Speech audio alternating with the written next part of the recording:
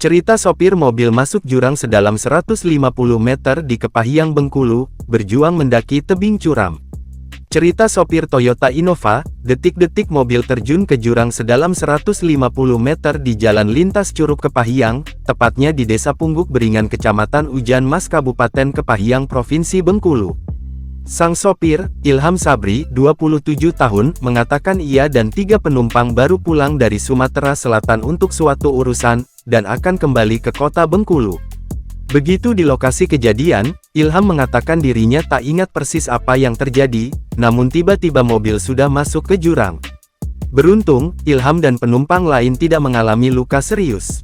Saat di dalam jurang, setelah mobil terhenti jatuh, Ilham dan penumpang lain keluar mobil, dan berusaha naik ke atas. Perjuangan menyelamatkan diri dari dasar jurang ini juga dikatakan cukup sulit. Selain hari yang masih gelap, mereka harus mencari jalan aman sambil mendaki tebing curam. Kami jatuh sekitar pukul 4 waktu Indonesia Barat pagi.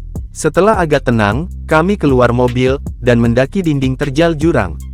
Sekitar pukul 5.30 waktu Indonesia Barat, baru kami sampai ke atas, ujar Ilham kepada tribunbengkulu.com.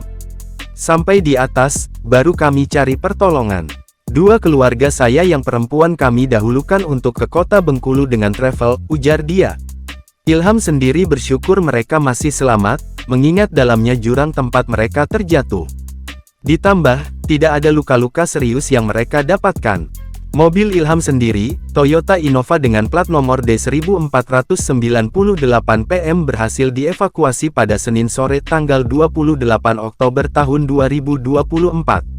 Mobil ini mengalami kerusakan parah, dengan kap bagian depan tampak hancur, dan rangka mobil tampak bengkok dan penyok. Kaca mobil bagian depan dan pintu depan juga tampak pecah.